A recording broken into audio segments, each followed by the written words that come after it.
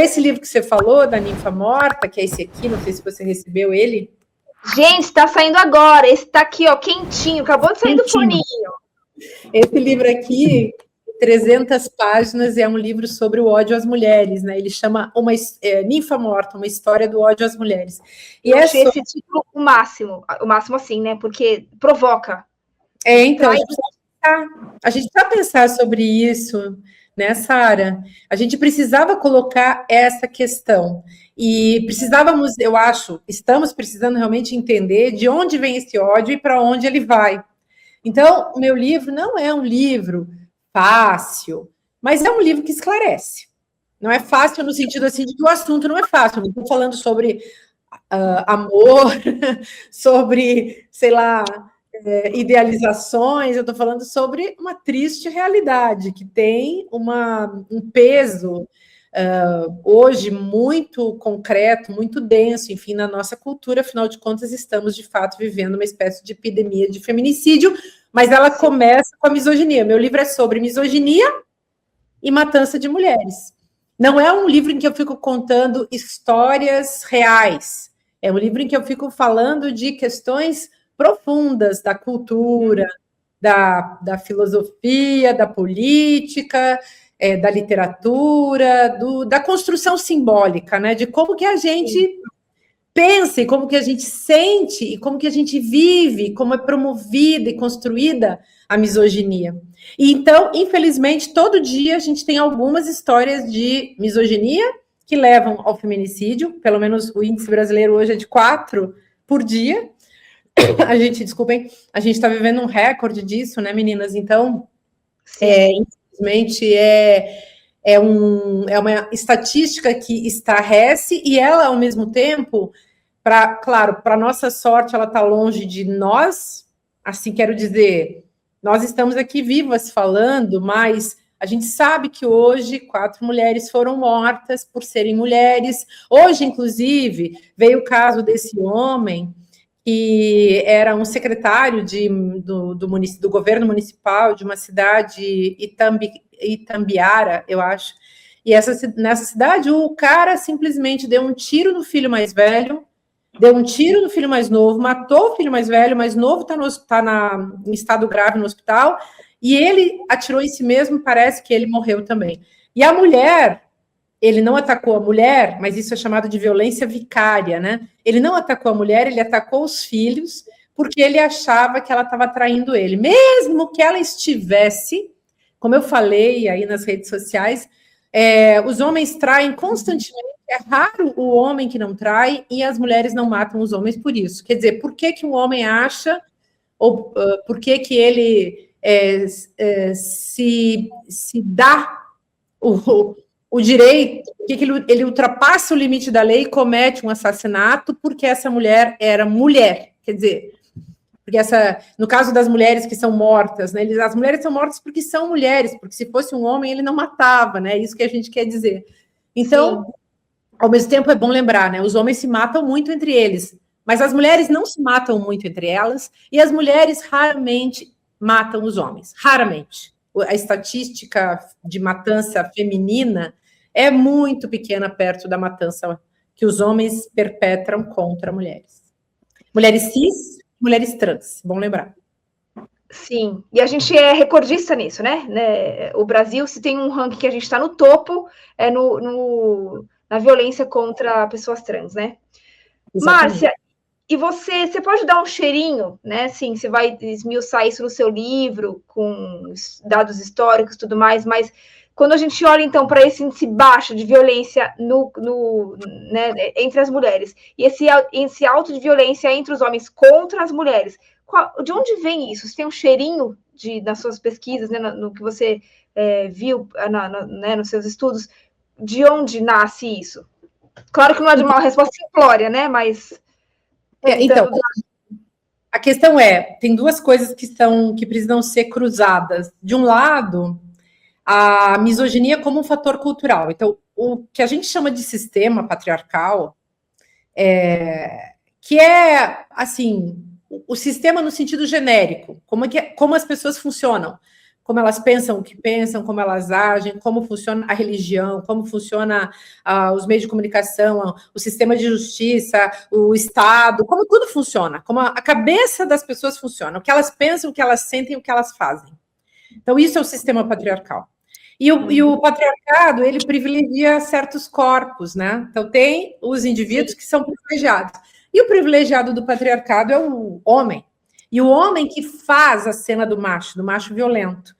Eu digo no meu livro, e eu acho que isso é uma coisa fácil das pessoas constatarem, que os homens são formados para a violência, enquanto que as mulheres são formadas para o cuidado. Então, nesse sistema patriarcal, os homens aprendem a ser violentos, a violência é transmitida entre eles, é fomentada. É tipo, um cara, ele tem que ser violento para ele mostrar para os outros que ele é macho, então ele vai lá, promete que bate, que prende, que arrebenta, grita, berra, xinga, fala mal de mulher, e assim os homens vão constituindo assim uma sociabilidade entre eles, que é organizada em cima do ódio contra as mulheres. É como se eles dissessem assim, nós não somos mulheres, então vamos odiar essas aí que nós não somos. É difícil esse tipo de raciocínio, mas é assim que a gente precisa também enfrentar essa complexidade. Os homens, a partir do ódio que eles sentem às mulheres e das práticas de ódio, eles vão também se formando como um poder em bloco. Daí a gente entende os incels, os red pills e os vários outros que estão surgindo hoje, que são grupos masculinistas naquilo que as pessoas estão chamando de machosfera, né? Então, para mim, essa divisão entre homens formados a partir de uma matriz de subjetivação, que é a violência, ou seja, o cara aprende desde menino a violentar, a maltratar, a xingar, a praticar qualquer tipo de violência, simbólica, física, não importa, contra os outros e contra ele mesmo, mas ele se junta para fazer o bloco, né, para fazer a malta, a massa de violentos contra corpos vulneráveis, frágeis. Dá para botar como exemplo o americano lá, o estadunidense, né, o Epstein, ou Epstein, para quem preferir, o tal do Epstein com o Trump, com o Bill Gates e com toda a caterva dele lá, com todos os associados da parada, o que eles faziam?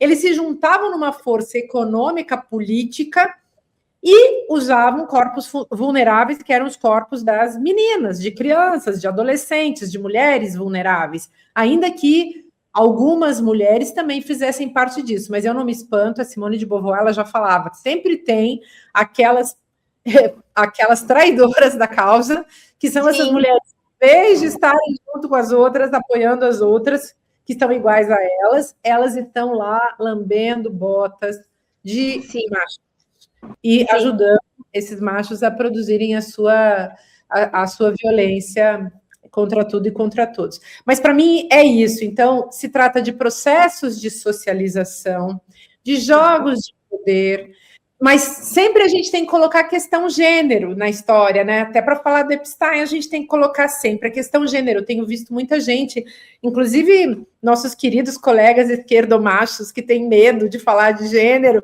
aí eles ficam muito atrasadinhos na análise, porque eles vão falar de um monte de coisa, mas não conseguem entender que são homens, e que homens de todas as classes, raças, posições na economia, os bilionários fazem pior, tipo o Epstein, mas o seu Zé Mané também, que é, às vezes, um sujeito que não tem nada na vida, capital nenhum, também faz violência. E eu não quero, obviamente, evitar de falar das exceções, mas exceções só confirmam a regra. É claro que há homens menos violentos, a violência é gradual, ela é gradativa, ela também existe uma pirâmide da violência, mas e há homens, sem dúvida, muito femininos, muito também trabalhados no cuidado, subjetivados pelo cuidado, pelo respeito ao outro, pela capacidade de reconhecer a alteridade da outra pessoa e tal,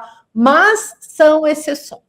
Isso eu tenho certeza, e vai ter gente que vai dizer que eu estou falando barbaridades. Eu gostaria de debater com essas pessoas para provar para elas o que eu estou dizendo, mas em princípio, se ninguém contestar, basta dizer que a gente tem uma matriz de subjetivação que nos leva a determinados atos e gestos e posições na sociedade, e que é o cuidado, no caso das mulheres, e uma matriz de subjetivação, que é a violência, que faz os homens pensarem, agirem, sentirem com base na violência.